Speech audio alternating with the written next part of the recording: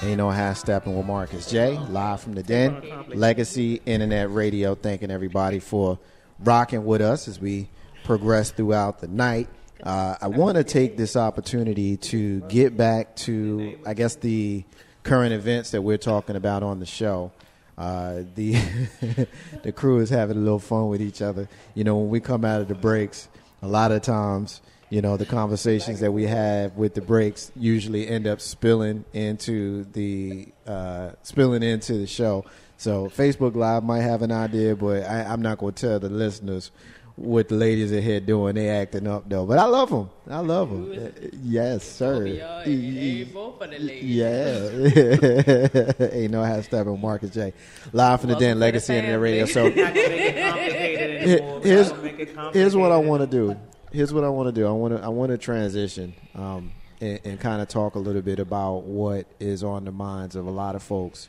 We talked about the start of the NFL season as far as kind of on the field stuff, and we had a little fun with that. But kind of the on but off the field stuff that are going on. We're still dealing with Colin Kaepernick and his protests and his decision to not stand and to now kneel for the national anthem. And shout out to my brother K-Dub as basketball fans, you know, the first thing that K-Dub said to me when we talked about this is that it reminded him of Chris Jackson, who, of course, was renamed to Mahmoud Abdul-Rauf, who back in 96, I want to say, when he's playing for the Denver Nuggets, he made the decision to not acknowledge the national anthem. He instead decided to pray as a Muslim.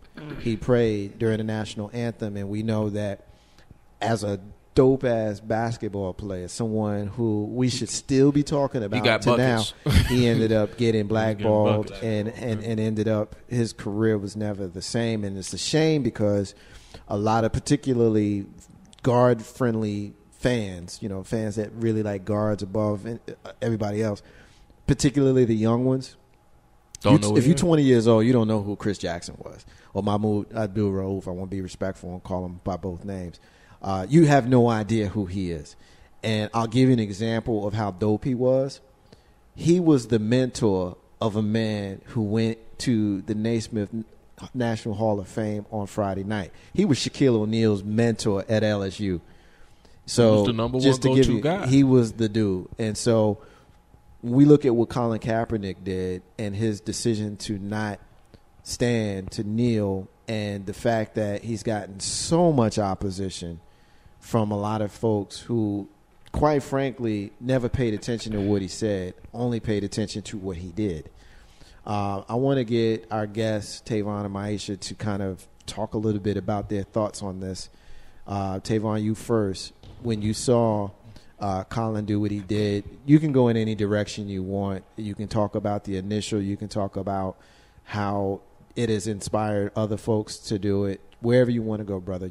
Mike's yours. Well, the whole incident, it wasn't new to me because I myself have chosen to sit for the national anthem since I've been 7th grade in middle school.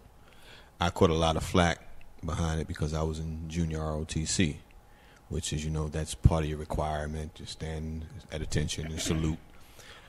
But that was a decision I made because I knew the hypocrisy of this country.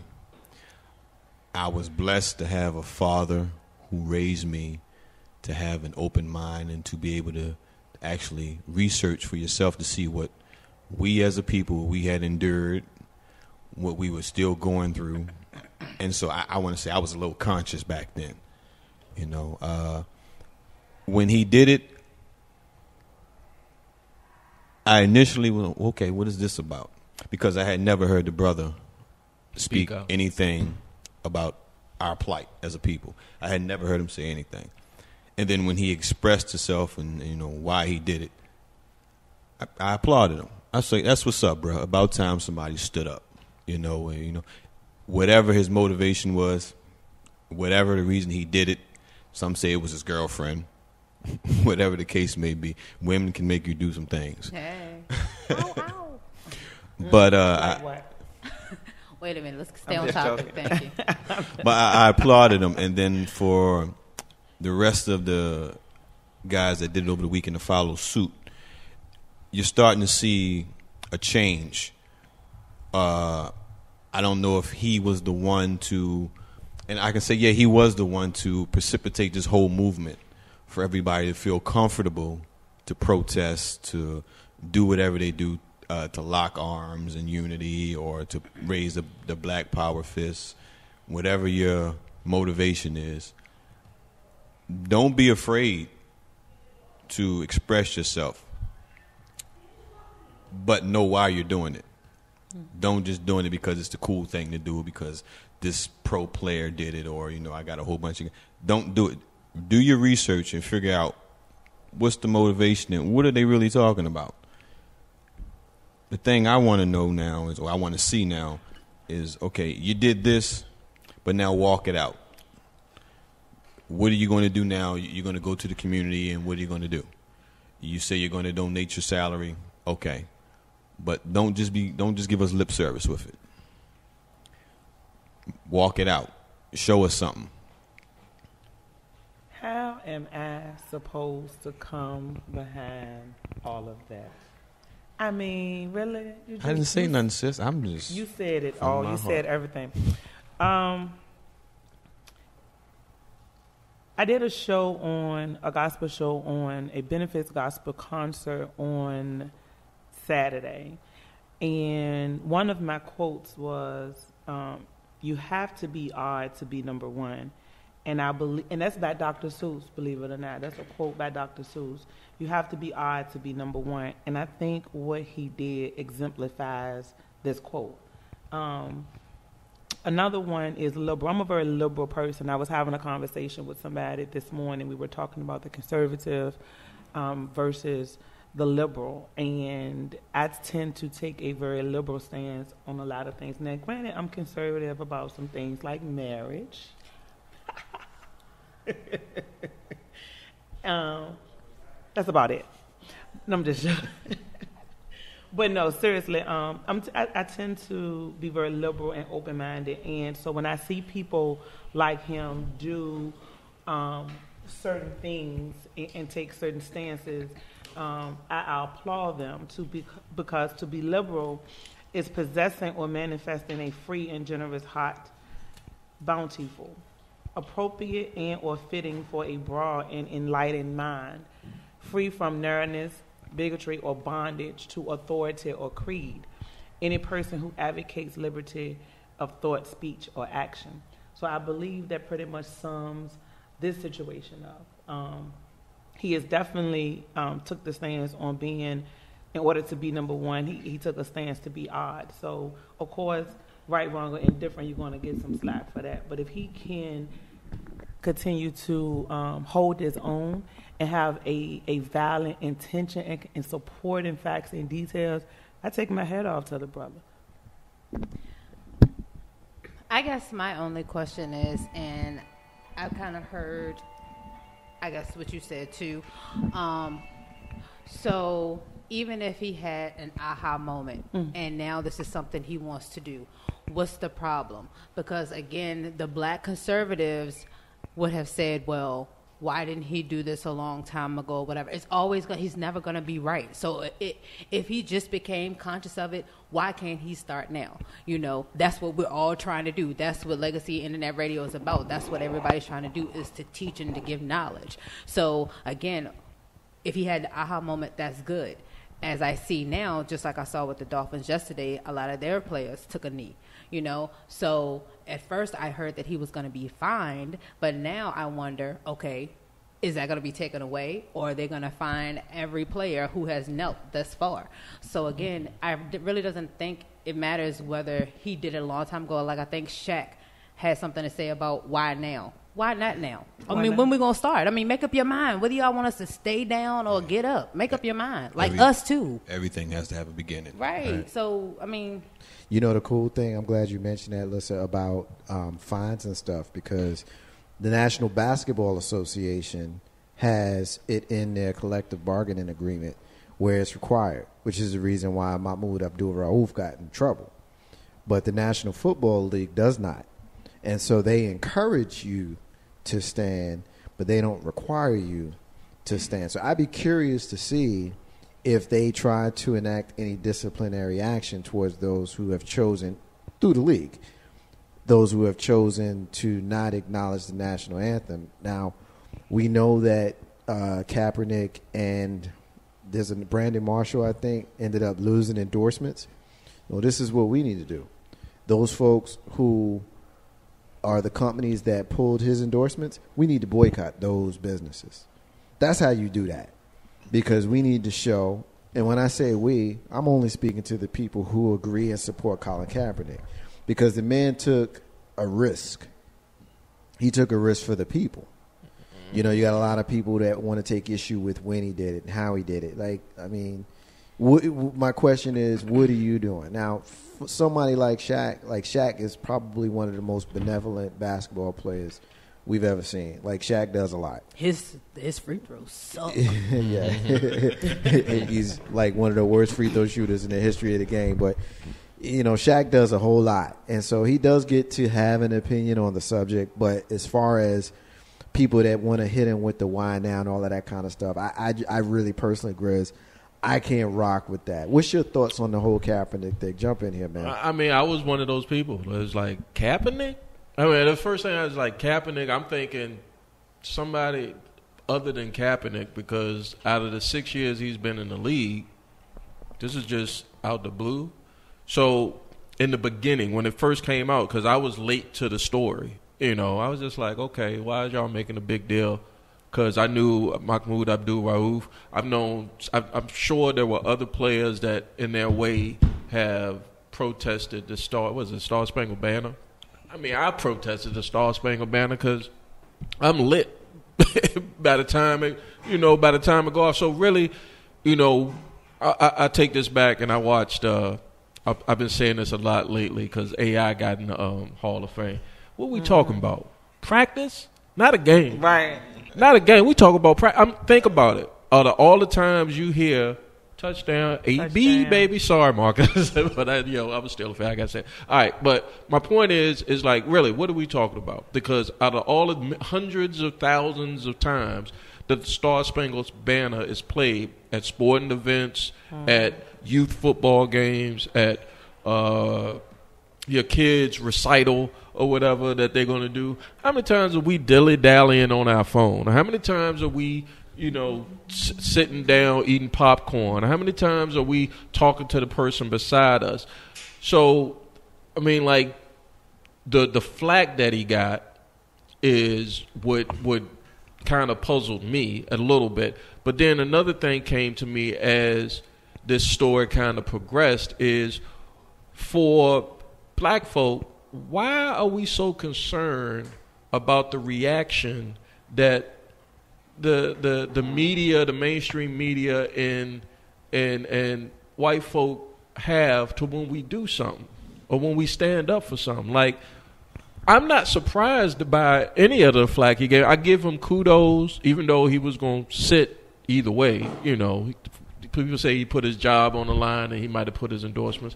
That's all fine and dandy, but my point is like, why do we give credence to the response to something that when we stand up for civil rights or when we stand up against oppression, and then we got to sit here and kind of entertain the thought that we have to rationalize or explain ourselves to white folk on why we feel that way. And I go back to the Shannon Sharpe. I don't know if anybody saw the Shannon Sharpe debate show. Yes, although he made a very valid point. I was so surprised at that, and I was like, okay, now can he get fined? Like, is somebody going? No, they ain't gonna find. They hired him for that. They hired him to speak his mind. My point is like, when are we as people of color gonna stop having to explain and rationale our reason why we do it? We should just do it and don't give two hoots about who's got something to say about it. So that's my whole thing about the Kaepernick. Well, you mentioned Shannon Sharpe, and you know, he said some stuff, and I want to make sure that everybody has an opportunity to address it. So I went ahead and pulled it. So I'm gonna play a piece of it. Okay. And we can go ahead and react to what Shannon said. We had two new folks join us in the room. We'll introduce on the other side of this. Take a listen, y'all. In World War II, there are a lot of African Americans that went to foreign They soil sure did. to fight. They were fighting for freedoms in a foreign land that when they came home, they didn't enjoy themselves. Under that flag, with those veterans. So think about this. You go to Germany and you go overseas and you fight for freedoms of people you have no idea, have nothing in common with. In the very country that you're representing, when you come back to it, you're a second-class citizen. Correct. Me, Agreed. I have a very unique perspective, Skip. Okay. I'm from rural South Georgia. You are. I'm 48 years old, Skip.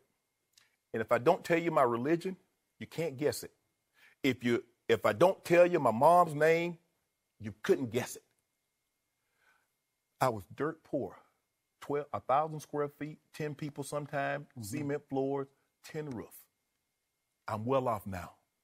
The one thing that I've been for 48 years is black. That's what you see. You don't see my religion. You don't see my orientation. You don't know my political affiliation. But you see this. I see people get on shows and the officers say non-compliance. Well, I saw a guy in Florida, a white guy, stabbed 2 people, kill him, stabbed another guy, was eating the guy's face. Female officer tased him.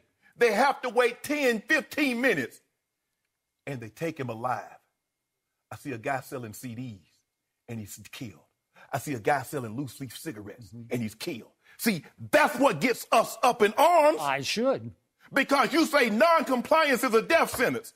If a man is gnawing a man's face after he's killed 2 people, we see what happened in Colorado. The guy killed 12, and they take him alive. We see what happened in Charleston. 9 parishioners. He drives. Not only do they take him alive, they take him by Burger King because he's hungry. So you think we're supposed to be okay with this? No. Ain't no half stepping with Marcus J. Live from the Den, Legacy Internet Radio. When you hear Shannon Sharpe lay it out the way he laid it out, the first time I heard that, and the first time I saw that, I was very annoyed. All right. I'm going to tell you why. May not be for the reason you think. Okay. I was annoyed because he ain't say nothing that I ain't said on this show for the last 5 years. You know what I mean? But now everybody in social media is sharing it, and you got a lot of people that go, ooh, did you hear what Shannon Sharpe said? Ooh.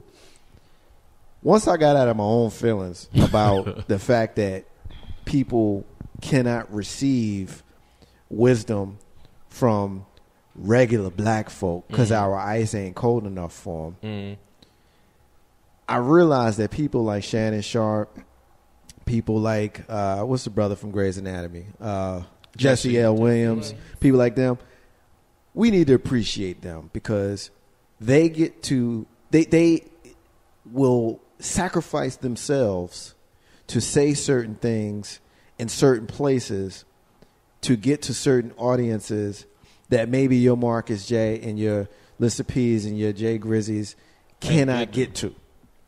And so after I got over my own just being in my feelings about the fact that I've been saying that for 5 years on radio, I learned to appreciate that. So at this point, I'm going to kind of introduce the folks who have just come in the room, get their opinions on this subject, and then we're going to talk about some more stuff. I got my big brother, Big Bro Joe is in the room. What's up, brother? Hey. What's going on? What's going on, family? You doing all right? Yeah, I'm tired, boss. Dog tired or regular dog tired? Yeah, you always dog tired. Yeah, I feel like I walked a mile. the green one? Yeah. Okay. But I escaped. Yeah. Yeah, good. I'm glad that you escaped. And of course, our sister making her return to the show. You another Steeler fan, by the way. Another Steeler fan. You typically hear you can't blame her too on much. the second Monday of the month. My sister and yours, one of our originals, Miss Tony's up in this joint. What's up, yo? Hi, everybody. How you doing? I'm okay. You got on teacher glasses. I have on I can't see glasses. That's Like what I have on. if you drop them joints like right to the bridge of your nose, Just start saying like womp, this, womp, womp, like womp. this and whatnot, you gonna make me want to give you an apple. Wow. About whole apple. How about some chicken? Kind of hungry. What the deal is? You doing all right? Yeah. Well, since you got the mic in your hand, I'm gonna throw you right in the fire about Big. this.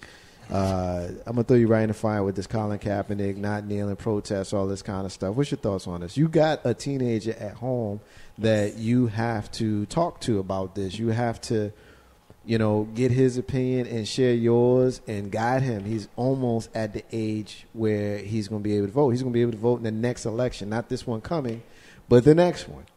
So he's at that point where his opinions of things are formulating, and I'm guessing that you guys have had conversations about this. So what's your thoughts? I've always taught him, and I was raised to always stand up for yourself and what you believe in, but of course doing it in a peaceful and respectful and intelligent manner. So I'm all for it. It's great to see, the younger, make myself sound old, but the younger generation actually stepping up and taking action on their own without being prompted and trying something new, because we've had conversations here on the show that certain things that we've been doing for decades haven't really had much of an impact. So it's good to see the younger people saying, you know what, we're not okay with this either, something's got to change. So what can we do to make it change? I listened to what you said a few minutes ago, and for what you said about Sterling, great speech. Shannon. Yeah, him. I get it. I got it. You want somebody to call you Jim? His name is Shannon. Okay, Shannon. Whatever. Okay. All right. James. He has a way. He just salty. Don't worry about it. He No, been doing there's that no all salty. He's night. never been salty to me. I'm not salty. You ain't been Not around yet. long Not enough. yet. not Gotta yet. wait. Yeah. Hold on. You ain't Hold get on. jumped in yet. Shout out. You a Delta, so you know how it feels. Yeah. Let me that's get how let it me is. before you finish your point here. Let me get a couple of quick hits. Our brother Ahura is checking us out in Maine. What's He's up, bro? checking us out on the What live up? stream. What's up, brother? And of course, your baby boy is checking us out. McKee. Yeah, what's up, McKee? Hey, That's who I've been McKee. texting. What's He up, was McKee? saying, Mom, I can't find it. Tag me. And my brother Mike is still checking us out. Mike, we talked the other day. You said you would check us out. We appreciate you, brother. Mike is he's piggybacking, listen, on what you said about the Miami Dolphins. He's saying that Steve Ross, the Miami Dolphins owner, came out in support of his team members' protest. So he definitely was checking us out. Good And for him. He heard when you said So that look, piece. so let me ask you a question too. So what if the coaches decide to do that? Do they get in trouble too? My understanding is that there is nothing in the league. Nobody in the league is required. Okay. Right, because Pete Carroll did it with his players in Seattle yesterday. Yeah, but they did an He did all all lives black matter. matter they thing. did an all lives matter Oh, arm they and did? arm Yeah, thing, and arm and it's arm. not really the same. Right. But I got you on it. Big bro, pick up where you at, man. I'm going to just go back to what Shannon did. It was a great speech. Colin did what he did. The gentleman that you spoke of earlier from Grey's Anatomy. Jesse L. Williams. Jesse. So I'm gonna have to go with Grizzy just a smidgen on this one. And, I hate agreeing with Grizzy. I do. Go But Steelers. you made the statement, Marcus J., that they put themselves out there. They didn't put themselves out there. Because to put yourself out there is something you do before something happens. Right. That's You should have been on it. he should have been on it, period. You should have been talking about this anyhow. That's my idiosyncrasy with that. Now we want to make it a big issue. Not saying that putting the information out there is not correct, because it's darn sure correct. But I think that we need to do more about being on the front end instead of being on the back end. Because right now we're looking like police officers. Police officers are reactionary to what goes on. Right. We're being real reactionary to this, and this is continued to go on. It will continue to go on until we make stances, and as you stated earlier, boycott those. You know what? Like I said, I'll say this 100 times. If we sat there and didn't buy those tickets to go see these NFL games, if we stopped and said, you know what? I don't care how much of a big Dallas Cowboy fan I am, Jerry Jones, we're not coming to one game that you're going to have on such and such a date. Guess what? When you hit them in their pocket, That's when they realized. that's when they start to realize, they might be starting to be taken serious, because they're still not taking us serious. It's still going to happen. Okay, Right. but big bro, I'm asking you. Okay, so when is that gonna happen? When is that you gonna be able to tell? Like, shoot, for real, it could just be Maisha, Tony, and I, and whatever, let's say white owned business, I'd be like, y'all, let's go away, let's run to this real quick because it's right here. And they could be like, no, let's go to the black owned ones. I'd be like, y'all, come on, let's just go real quick, it's close. So again, like, will people really have the mentality to boycott? Like, is it? Well, and that's what I'm saying. Are people really going to stop riding the No. GITC? Nope. You know what I'm saying? So that is my point.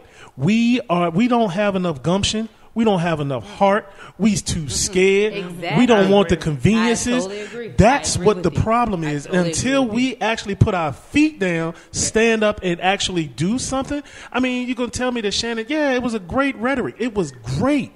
But guess what? Why weren't you talking about it before, Shannon? I mean, Colin did what he did, and you know what? That's when he felt that he should have done it. Great. I'm with you there, too.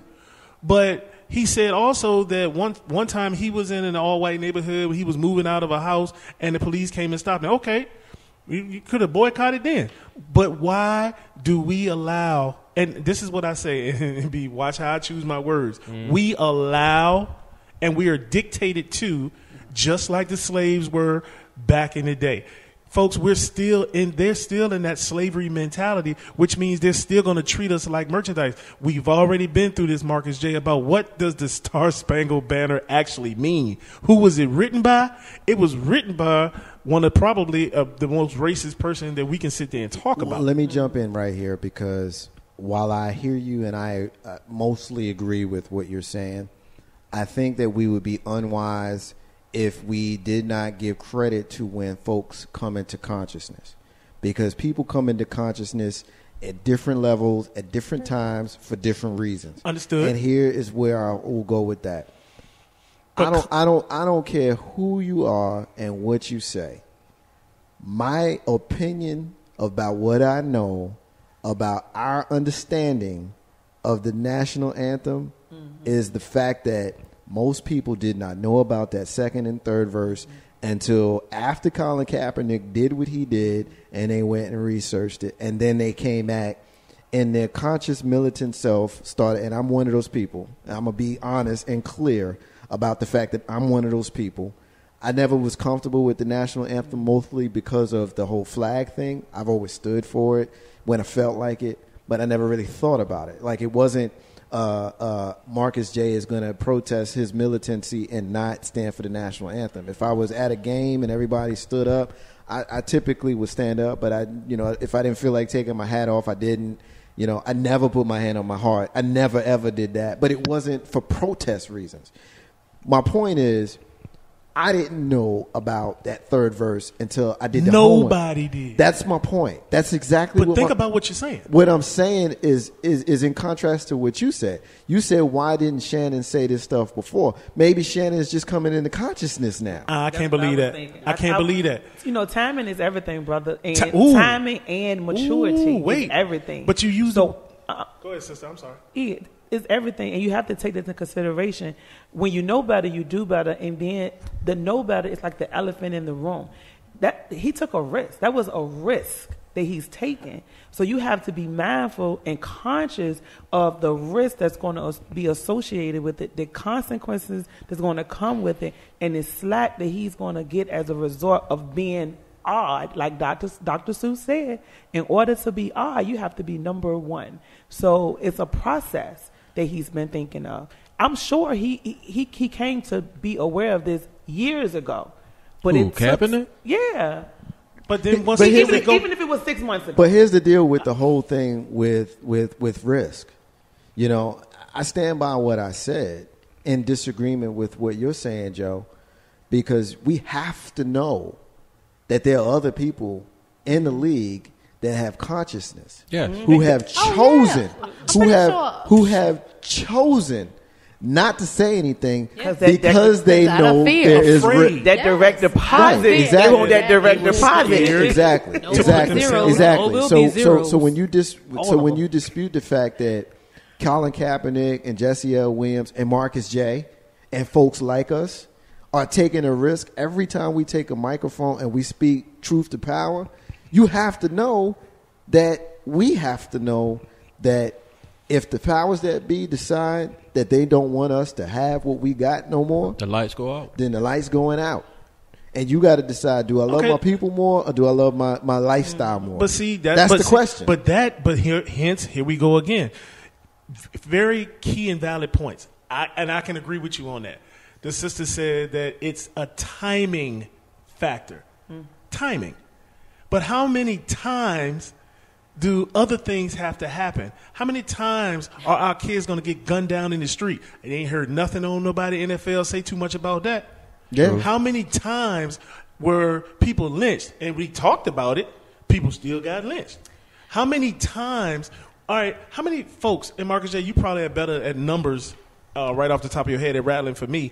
In 2016, have we watched the news and seen how many of our brothers and sisters have perished at the hands of this society? Yeah. How many? And how many times has anybody stood up and said anything? You mean people of significance? Well, I mean, People, Jay, I think you're significant. No, but I get the point he's making. Yeah. Okay, I got you. You know what? I'm a little bit taken back by right now. I'm going to get some flack for this one. But our president. Thank you. Barack Hussein Obama. And you know I'm down with Barack Hussein Obama. I was a soldier. 14 years. And it's mandatory that if I used to duck and dodge reveille, and I used to duck and dodge retreat. You want to know why? Because even though I was doing something in my mind that was right, I didn't agree with the song. I didn't agree with having to salute a flag that really doesn't give a flying filth about me. Yeah, I'm going to address the president thing because, I was talking to our brother Tavon, who was with us earlier before we went live about this very thing. And, Chicago has 500 murders right now, 500, which unfortunately is a decrease from 20 years ago. Think about that for a second. You mean the ones we know about? Well, yeah. On the books. Exactly. Okay. And so when you come from the hood, you have a certain, or at least you should have a certain level of love for your hood that you came from. Anybody that knows me or listens to this show knows that I figure out a way to say Jersey City on every single show I do, even when it don't fit, like I did just now. You know what I mean? Because I love where I came from. And you would think that the president of the United States of America, who happens to be black, I don't think it's an issue because he is, for the point I'm about to make, but 500 murders in your hood? 500 murders in your hood. And you ain't speak on it. I mean, he did the town hall meeting, but that town hall meeting wasn't for the hood. That town hall meeting was when the narrative changed from the kids in the hood shooting and killing each other to when the media made you think that there was a war on police, which is bullshit. Because when you go back and you look at the actual numbers, you will see that the incidences, you talk about Marcus J. knows his numbers, this is a number I know, the incidences of police being killed by civilians has been steadily going down for the last 40 years, culminating at an all-time low in 2015. You want to know what number's been going up in that same time period? Cops killing people. Yeah. In that same time period, it's been going up, and it peaked last year. But Barack Hussein Obama didn't do a town hall meeting until the media had you believing that there was a war on police. You know what that tells me? That tells me that he's been corrupted. Yeah. And he ain't about the people the way you think he is. I wouldn't say that, Marcus. I did. Why? I mean, dispute me. Why wouldn't you say it? I mean, I'm not going to say I'm going to dispute you. We're going to go with a little more political correct and say we're going to agree to disagree. That's cool. But see, that's what's wrong with us to now. We're being politically correct. I mean, we need to start knocking heads. We can agree to disagree, but we can debate it. So what do you think, sister? You have to. I look at it as, because a lot of people, of course, take shots at him, and at the end of the day, I'm sitting there looking like, okay, exactly what can he do? That's in Chicago. That's the same thing. We got the same issue here at home. Everybody's looking at the mayor. Everybody's looking at the police chief. they can't do but so much.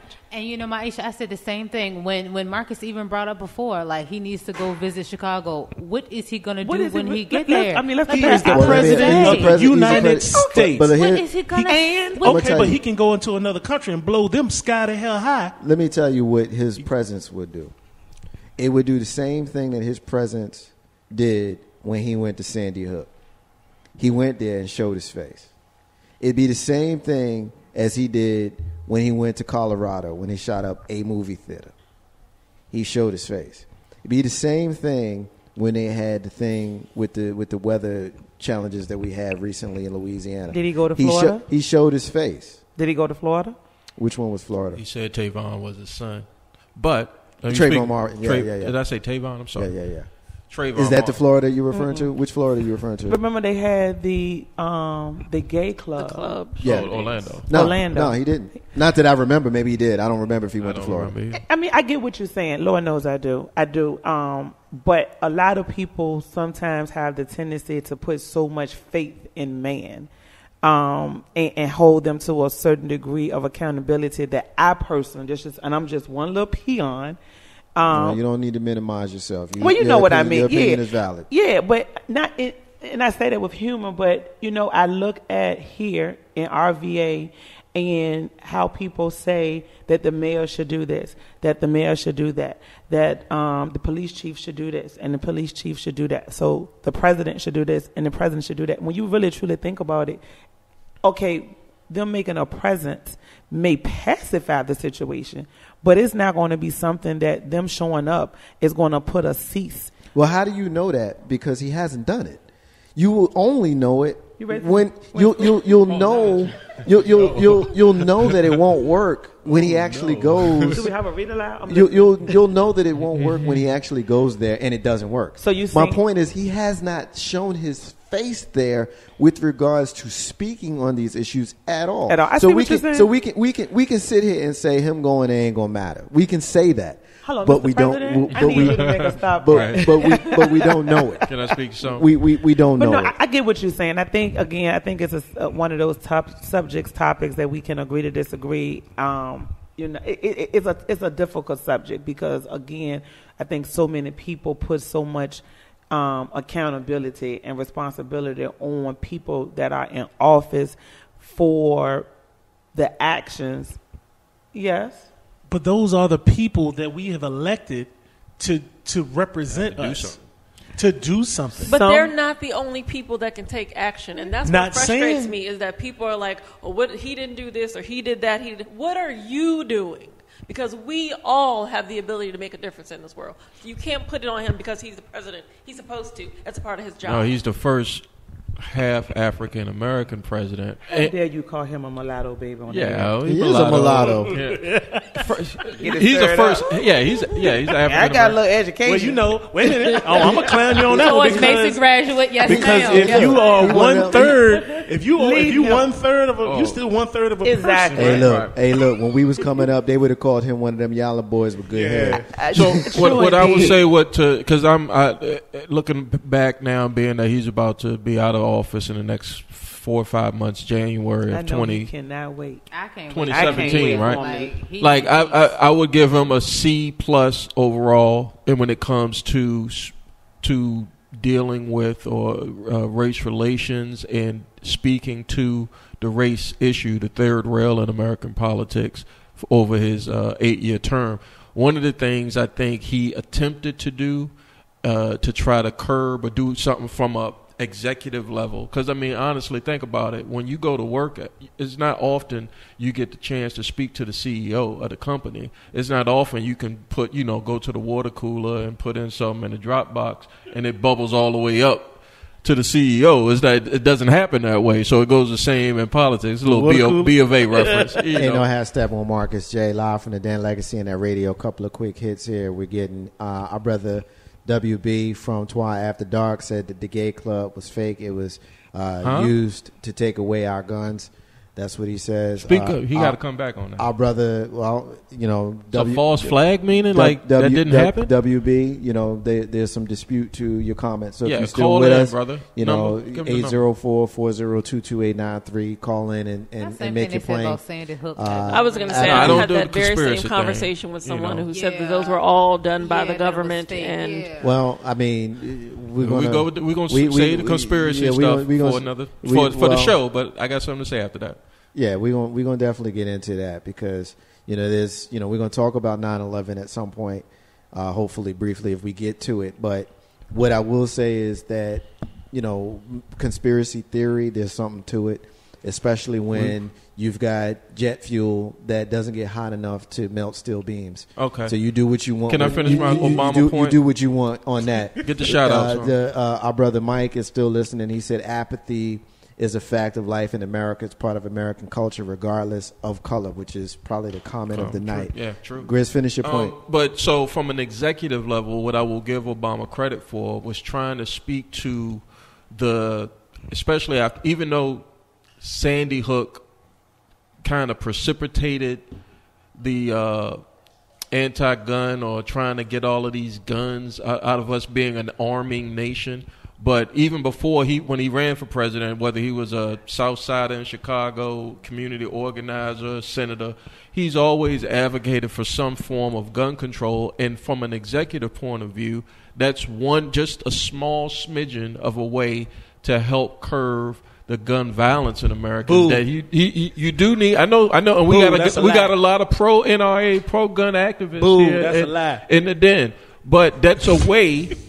That is a way that he can help from an executive point of view because we're intelligent people. We know what to do with guns. But if we was, let's say, for lack of a better word, in different circumstances where we had to strap up or we couldn't literally go out and buy a gun, but we had to get it by illegal means to protect ourselves because of the communities that are struggling with gun violence, that kind of would help. But it's funny that you say that because there's certain parts of the country, and that goes for all communities, not just black communities. There's certain parts of the country where that's exactly what you have to do. I grew up in New Jersey where you have to have some sort of special permit or special reason to carry a weapon. Whereas here in Virginia, all you need to be is 18 years old and not a crazy 21. person, or 21 and not a crazy person. Whereas in New Jersey, where I grew up, the thought of actually having a gun never came into your mind. It blew my mind, and so until I came here and I saw people walking around with them like it was the freaking Wild Wild West. So use that state-sponsored, that state law in New Jersey and comparable to the state law in Virginia. Right. Although Newark probably has the same amount of murders as Virginia or D.C. The irony is Jersey City right now is behind Richmond. It's behind Richmond. Well, that just speaks to my point then. It does speak to your point because I got people when I go home, they tell me how bad it is. And when I roll my eyes, and I don't roll my eyes in a disrespectful way, death is death. It's too many. But don't tell me how hard and how bad it is when I live in a town that doubles your rate. Right.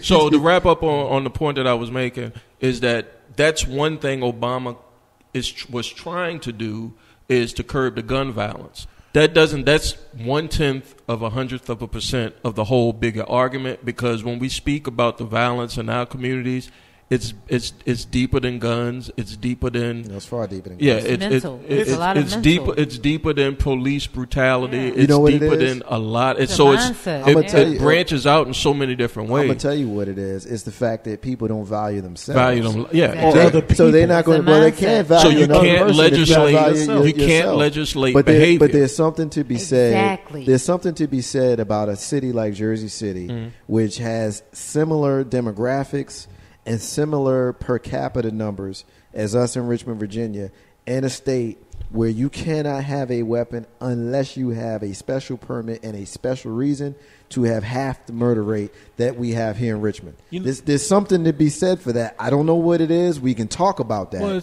go ahead. But let me. And you know what? I'm everything that Marcus J said, Grizzy. I had to go back because I got to fight you on this one too. Think about what you're saying. You know what? What are locks for? I mean, like if you go to your door and you lock your door, security, protection. Right? Protection, right? How many crooks give a darn about a lock? None.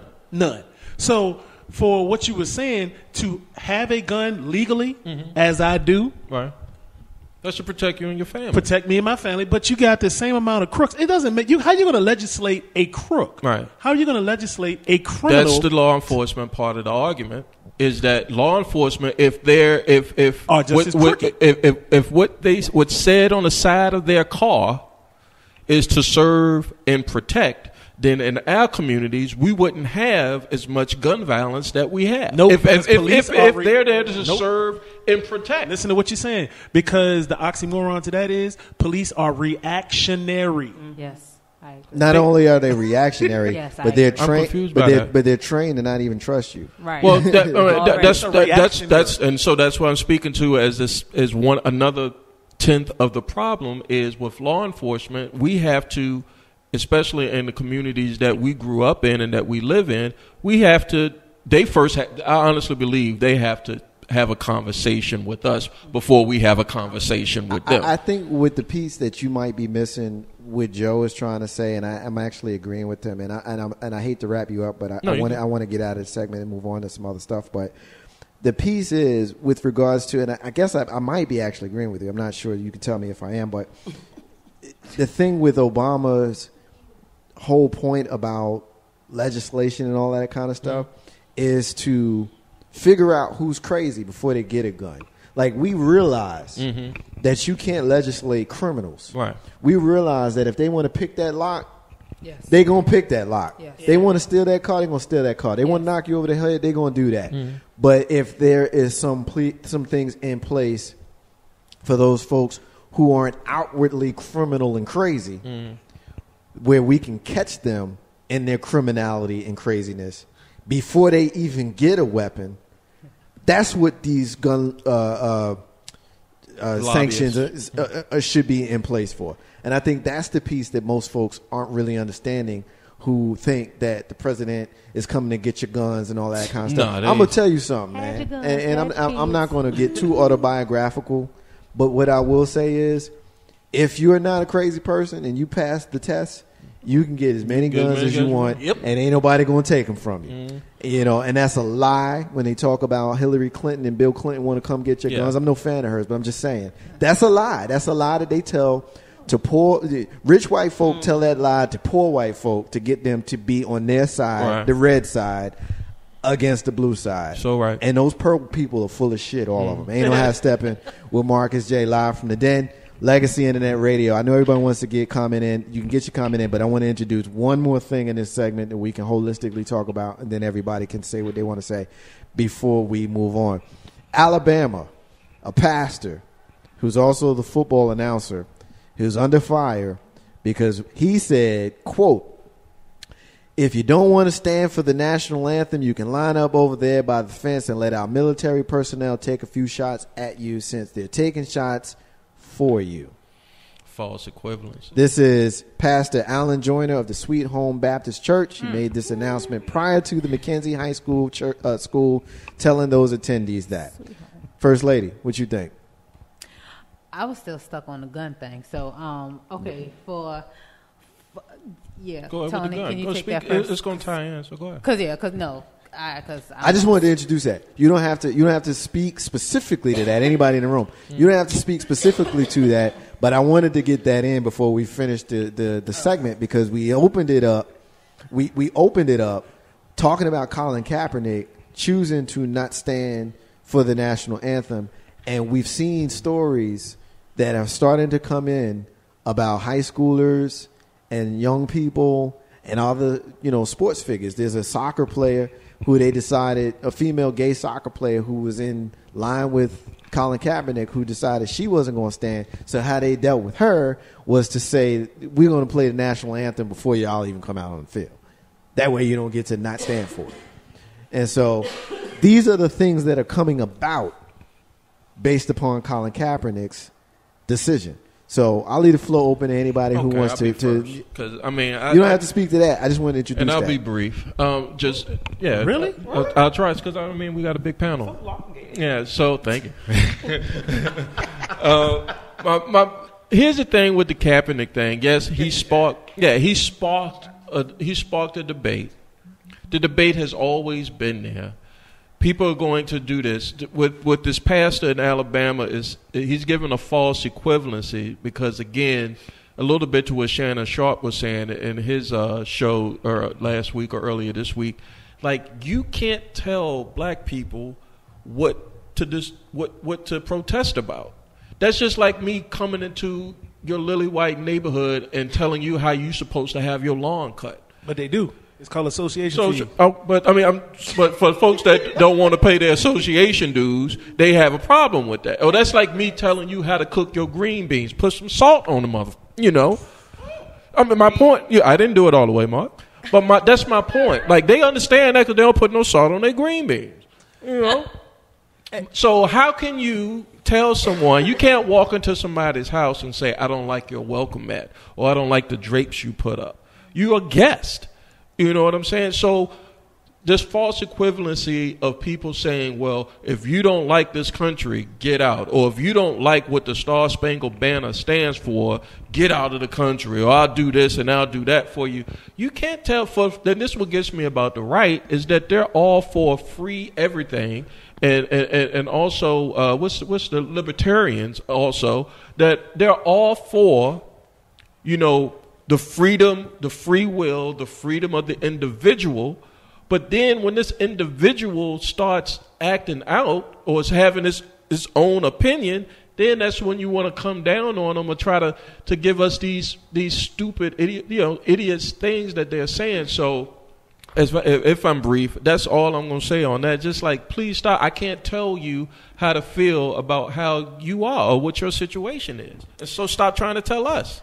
I was having a similar conversation with someone the other day, and we were talking about, when did we stop saying the Pledge of Allegiance in school? I don't know if anyone recalls that. But I was telling him that we had a substitute teacher who, whenever she was in there, before we went to eat lunch, she would make all the children bow their heads and say grace. And even in elementary school, we were like, we're not supposed to do that. I mean, we said grace at my house, but I know as a child that in public schools, you cannot make us say our grace. And she would, if you didn't say your grace, you got in trouble. And I don't think anybody ever knew it, but she was put some she was respect a substitute on teacher. his name. Yeah, but I mean, but we did it. But we did it. But right. it was like, but we went home. It was like she made us say our grace. Right. So. Indoctrination. But you know what? I'm gonna say this, Jay Grizzy. 14-6. If we want to go back and sit there and do this like this, what Colin Kaepernick did was voiced his freedom of speech, First Amendment. Now we can sit there and say that, do we truly have First Amendment rights as black folk?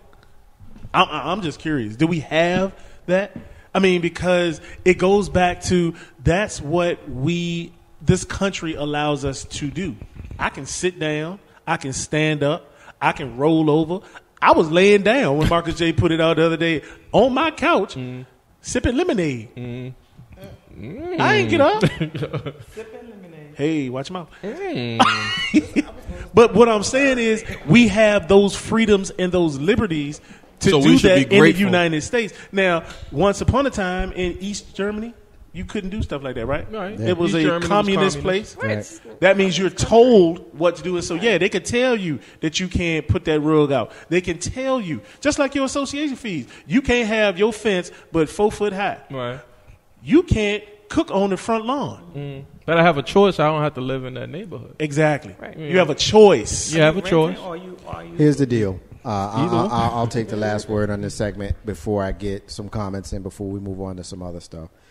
The United States Constitution is a document that many folks haven't even read, that are quote so quick because they know that the people that they talking to ain't read it either, and they get to sound smart when they talk about it. Just like the Bible. The United States Constitution and the Bible are two documents that people who might know a little bit of something going to throw in your face because the reality is people just don't know what the rights are. It's your First Amendment right to protest. Mm-hmm. It's your First Amendment right to speak your piece. The 13th Amendment says that, guess what? You're not a slave no more. Yeah.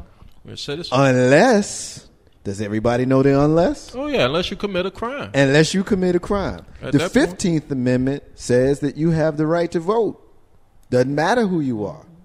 But it took them 95 years and an act to actually act on it. United States Constitution. Second Amendment says that you get to carry a gun if you want to. Some states let you do it, some states don't. They pick and choose which ones to enforce. Second Amendment right, oh, they all over that one. First Amendment right, you say something they don't like, guess what? You get to be good old-fashioned pre-13th Amendment again. Right. You know what I mean? I see what you mean. So it's like the Bible. Everybody picks and chooses what pieces they like. You know what I mean? So let's just, I'll leave it there. I want to get some comments in. First of all, I want to give a lot of love to the folks that are looking at us on Facebook Live. We're getting a lot of love from y'all. I got y'all comments. I'm going to read your comments here. 804-402-2893. If you vain like me and want to hear your own voice, you can call up the show. My brother Mike says that he thinks that if President Obama did go to Chicago, he would show these people that who obviously lack self-worth that they do matter. Without hope, crimes become law. My sister Dana in Jersey City says, are we holding President Obama to a different standard than his predecessors? If she's asking that question to me, I would say that it really depends on how you ask the question and how it's interpreted in that moment, and depending on the circumstance, because we know that Catholics looked at Kennedy a different kind of way because he was the first Catholic. You know, black people look at Barack Hussein Obama a different kind of way because he's the first black one. Real quick. And so I expect something for my vote. I expect something from my vote as well. And I'm glad you made that point, because when we have people like Donald Trump and Hillary Clinton who choose to speak to us a certain kind of way, I personally, and this is just me, Marcus J., I have yet to hear anybody speak on the issues that are important to me except for one person, and that was Gary Johnson. And how he responded to a question that was important to me is what basically solidified my vote. When they asked him about racial issues and things like that, and black people and how we're persecuted and how we have issues with regards to white people and police brutality and all that kind of stuff, Donald Trump will act like it ain't there, and Hillary Clinton will pander like she always does. You know what Gary Johnson said? Damn, I must have had my head buried in the sand because I didn't even really know it was that bad. He kept it real. And because that is the same reaction that I've gotten from a politician's answer, though. Yeah, I don't think it was, though. I don't think it was. Maybe we was, and we can debate that another time. But let me get some more of these comments in. Let me see. Dana says that she likes Mike's idea about Barack Obama going to the hood. The people need community talks, innovation, or real change. She's asking a question. WB, he says, if you want more gun laws, have every black man that you know join the NRA, then the laws will pop up. Been there, done that. He ain't lying about that one. I've already done that. I've already got my card. I got my card. I can put it on the table and show you. And I've always encouraged other people to do it. Dana says this past weekend in Jersey City was crazy. So I guess they up there shooting. Let's see. WB says it's not the president, it's Congress. True. And Trump don't have the flag behind him at press conferences. No one said a word. I did notice that when he went to Mexico. What? Mike says something really, really dope. Term limits. Yeah. True. That's a dope comment because he's talking about the Senate and the Congress. If we got term limits for the president, why not the Senate and the Congress? I know why. Because the Senate and the Congress have to be the ones to vote term limits for the Senate and the Congress. Let's talk about that. Our brother Sean says, he's giving himself some love. He's saying that he's back. What's up, Sean? We appreciate you. Our brother Hakeem in Jersey is shouting us out. Our brother Shoei Mack is shouting us out. Let's see, anything else? Our sister Lily says, I often feel we have selective First Amendment rights It only extends as far as our oppression ends. By this I mean if it suits mainstream opinion, then we have it. If not, we're just being hostile. I agree with that.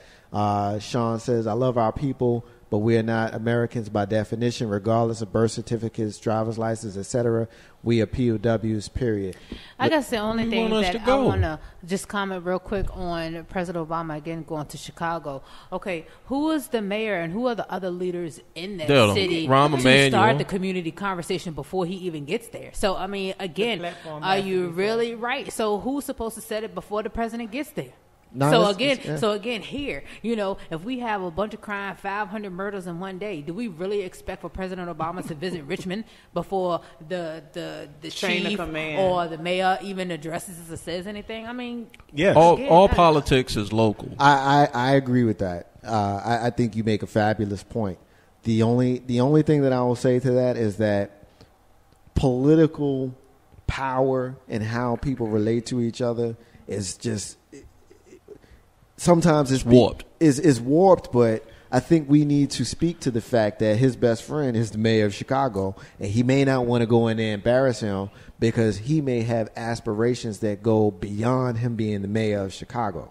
You know what I mean? So that might be part of the reason why he hasn't been there. And the unfortunate reality is these people's personal relationships and their lobbying power and what I can do for you and what you can do for me supersedes the will of the people. And I think if we don't keep it 100 on that, we all missing the point. Ain't no how Steppin, Marcus J, live from the den, Legacy Internet Radio. We're going to take another break, y'all. When we come back, I'm going to ask a question that I want no one in the room to comment on now. We're going to talk about it on the other side. 804-402-2893, Facebook Live. I'm shutting this one down. I'm going to reopen it after this break. But the question that I'm going to ask is it time to stop talking about race with white folk? And you know how Steppin, Marcus J, live from the Den, Legacy Internet Radio. We're going to take this break. Be back in a few.